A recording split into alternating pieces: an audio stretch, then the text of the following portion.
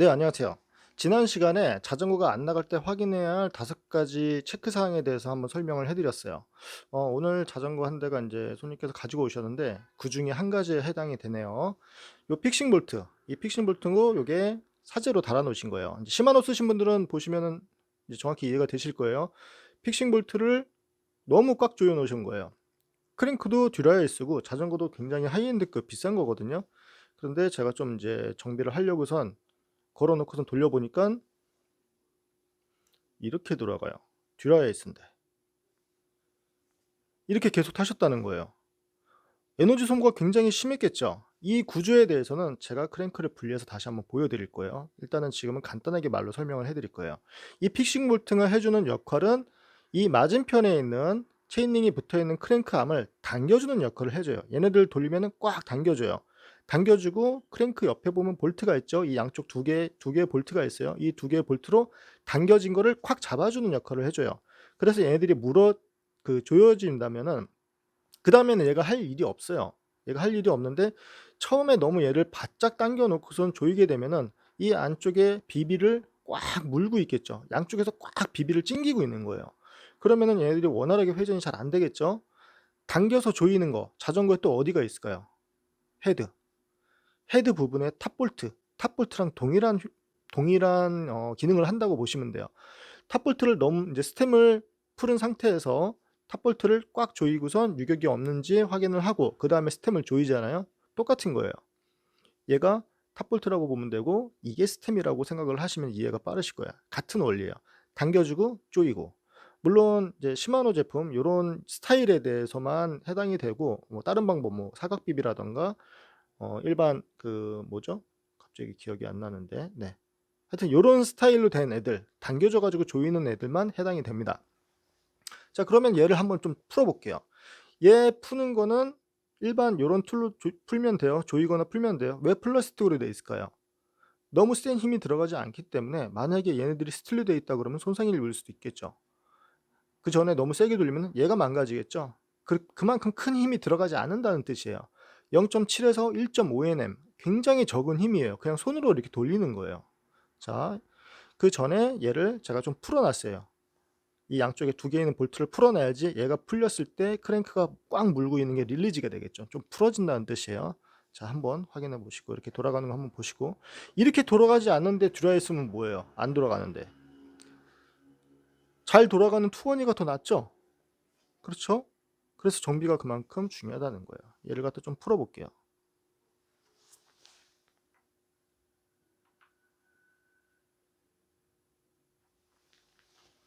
풀었어요. 그리고 좀 전이랑은 느낌이 다르죠? 좀 전에 느낌이 달라요. 이렇게 잘 돌아갈 수 있는 거를 얘를 너무 꽉 조여 가지고 안 돌아갔던 거예요. 시마노 쓰신 분들, 시마노 인제 크랭크 이런 식으로 프레스핏 비비를 쓰시는 분들은 요거 한번 체크해 보시면은 괜찮으실 거예요. 요거 2,000 원인가 3,000 원인가 밖에 안 해요. 이거 얼마 안 합니다. 자, 그러면은 불리한 모습을 한번 다시 보여 드릴게요. 왜 이게 당겨 주고 조여 주는 건지. 네, 한 가지 빼뜨렸는데요. 여기에 보니까 KCNC의 여기에는 토크가 3NM으로 돼 있어요. 3NM. 시마노 매뉴얼에는 0.7에서 1.5 NM으로 되어 있습니다. 그걸 맞추는 게 낫겠죠. 왜 3NM이라고 해놨는지 모르겠어요. 그리고 여러분들이 여기 양쪽에 있는 이 볼트를 빼고 탑볼트를 빼고 그리고 양쪽에 있는 볼트도 다 풀으셨죠. 그런데 크랭크가 그냥 뽑으면 안 뽑혀요. 이쪽에 락 장치가 있어요. 이렇게, 이런 거는 머리 되게 잘 썼죠. 얘들이 걸려서 혹시라도 볼트가 다 풀렸을 때 크랭크가 빠지지 않게 락을 해 놓은 거예요. 여기 날개 같은 게 하나 나오죠. 요거 푼 다음에 이쑤시개 같은 걸로 이렇게 제끼면 얘네들이 올라갑니다. 그러면 얘네들이 쏙 하고 빠져요. 이렇게. 이렇게. 요거 잘 보셔야 돼요. 끼울 때도 얘를 집어넣고선 꾹 누르고선 볼트를 조이면은 고정이 되는 거예요. 네, 분해를 다 했어요. 여기 크랭크가 있고요. 이 비비는 이 규격이 아닙니다. 다른 규격인데 그냥 보여드리려고 끼는 거예요. 자, 요렇게 꼈어요. 그러면 여기 나오죠. 연결된 부분이 엑셀이 나오죠.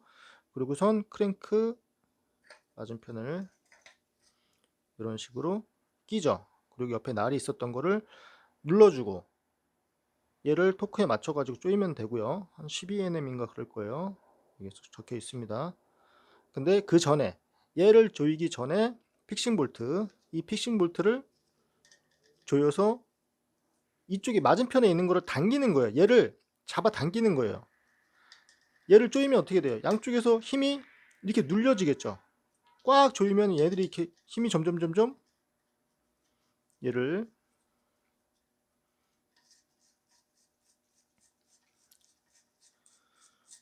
이렇게 조이면은 얘랑 얘를 사이에 두고선 꽉 미는 거죠. 꽉 조이면 꽉 조일수록. 그런데 비비는 회전이 잘 되려고선 여기에 실드 베어링이 양쪽에 들어가 있는데 양쪽에서 얘를 너무 타이트하게 당겨 버리면은 회전하는데 방해가 되겠죠. 그렇죠? 회전하는데 방해가 되겠죠. 그래서 얘를 꽉 조이지 말라는 거예요. 이렇게 얘를 적당히 조인 다음에